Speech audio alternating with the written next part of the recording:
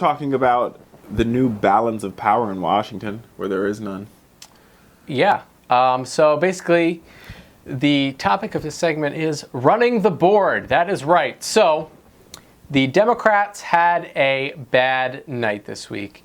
Most people were, in fact, projecting that the Democrats would be able to take control of the Senate, which would be a silver lining if Hillary still lost. But I think we are to also presuppose that if Donald Trump wins, the Senate stays right. Well, I mean, I will say this. I think we picked up 2 Senate seats, one in New Hampshire. Kelly Ayotte Yeah, that was a good win. is gone. We held in Nevada. We didn't lose any ground. We gained 2. Not enough to take control. The Senate's a weird place, right?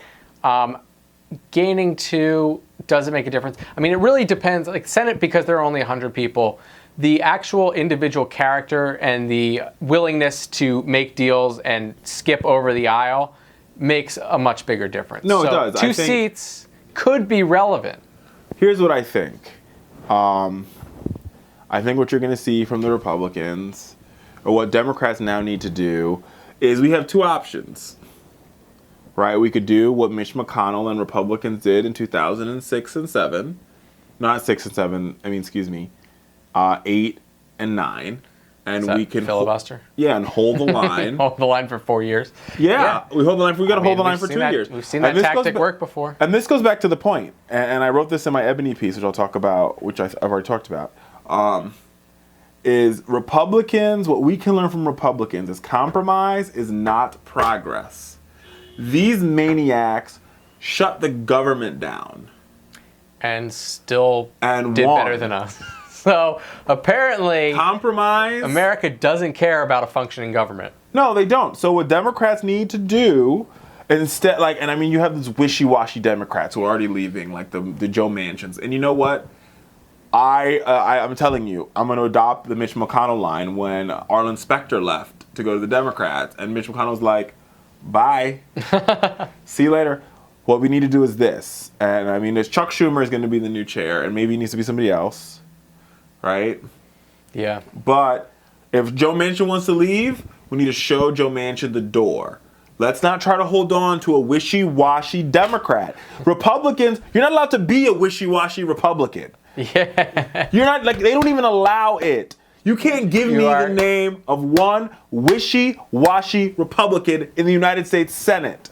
Yeah. I mean, because here's the thing. Susan Collins would be the only one. The second you are not in the rank and file, all the money dries up immediately. And so what we have got to do, Democrats, and what we've got to do is we could do 2 choices. We could work with Donald Trump, right? And we could see how that works for us and compromise. It's worth a try, maybe. Or we could take up the same battle cry that they did and say, screw compromise. We're going to stand on conviction, the word of the night, right? We're going to hold the line because we know that compromise does not, and this is what Republicans taught us, equal progress.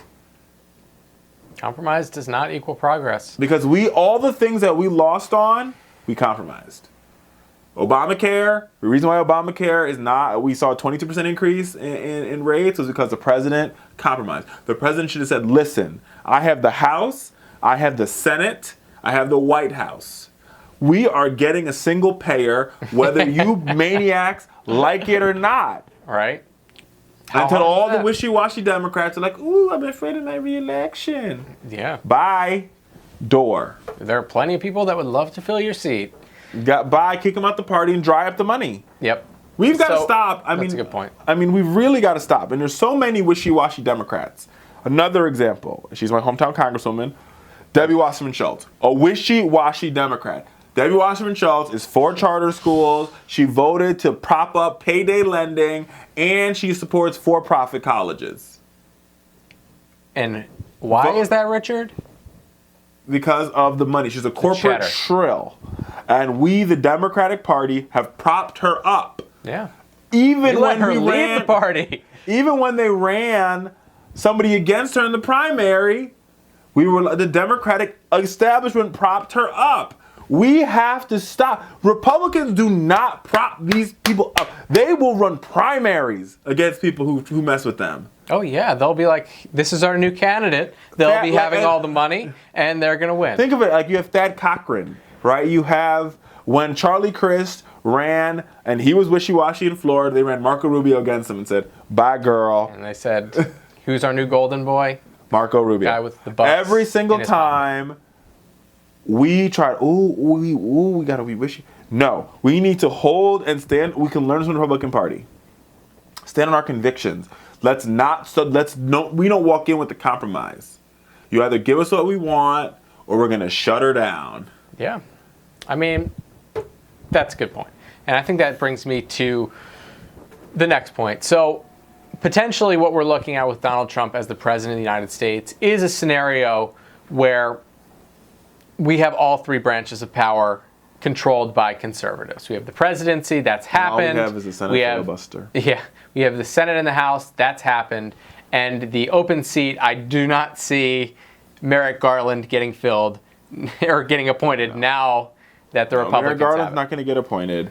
But I think what Democrats need to do, once again, is they're not in control, so they have to have a hearing. But they can filibuster, because the Supreme Court, you can filibuster.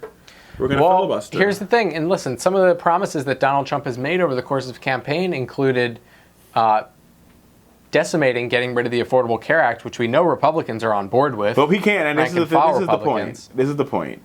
Rank and file Republicans, they're all, like, there's no way, they will shock the system. It will be a systematic shock into all these people out there who, are at home or they voted for Donald Trump and they, what's our word I'm looking for here? They support Donald Trump, but their employer's paying for their health care or whatever. They're in some sort of program. Or they might be on Medicaid. It's very likely. Or Medicare. If we start to tinker with the Affordable Care Act after being in place for 7 years and going through all the growing pains of it, it's going to literally... Well, they could defund it and get rid of it completely. No, but you can't. It will literally screw up the entire system. Well, because if you do they don't care. No, it'd be because remember he said they're going to make sure if you have pre-existing conditions you can get coverage, all that stuff. You can't do that and not have some sort of mechanism. So I'm curious to see how they fix it. I think it's going to be the same thing, and they're just going to put tort reform in it. Yeah, I mean, it'll be interesting to see. Another two big issues that come with the territory of potentially having a 5-4 conservative lean in the Supreme Court are gay marriage and marriage equality. That could be ruled on again. And Roe v. Wade could also be ruled on. I think Roe v. Wade can be ruled on again. There's so many test cases that are popping up. They come up all the time. I think gay marriage, just like biracial marriage, is sort of set in stone. I don't know, man. I could see them kicking it back to the states. I just don't know. I understand Roe v. Wade. I get that, but like you would have to find some crazy. I want to say gay marriage passed on it was like 6. There was 6 justices that voted that went for it. Really? Are you sure? I can't remember. Yeah. It was 6-3. I want to say it was a 6-3 decision. Well, if it was, then I think it'll Roberts be fine. and Kennedy both flipped, if I remember correctly. That's my point. And I think gay marriage now is very similar to biracial marriage in the Lovey versus Virginia case. It's an equal protection. Yeah. I think abortion is a little bit like the Constitution can change, but the Supreme Court, they would literally overdo their own precedent. They would look great. They would, Roberts, people would be like, you're a maniac. Here's another issue. And Roberts has actually shown himself to be rather, not tabula rasa. He's clearly leans to the right, but he seems to be pretty, call a spade a spade. We saw that in the Affordable Care Act ruling where he was like, it's a tax, and the president can levy taxes. There are some. Yeah, that's what you like to see from a Supreme Court justice, right? Someone that just sits there and they say, my job is to interpret the law, and that's what I do. I interpret it, and this is what it says. And I think that's what that's what this gay marriage case was. The gay marriage case was a very simple case that says these people are getting benefits, and these people aren't getting benefits. Under the Equal Protection Clause, everybody gets benefits. The other final thing, and I'll leave it on this note because we're coming up on the break, is the scenario where we ask ourselves, does Ruth Bader Ginsburg make it another 4 years? Right? No. And when you start talking about Donald Trump appointing 2 Supreme Court justices to the bench, that is potentially decades of impact. I mean, I agree. And that's where we just got to pray that Ruth can last 2 years. Yep, got to pray. All right, folks.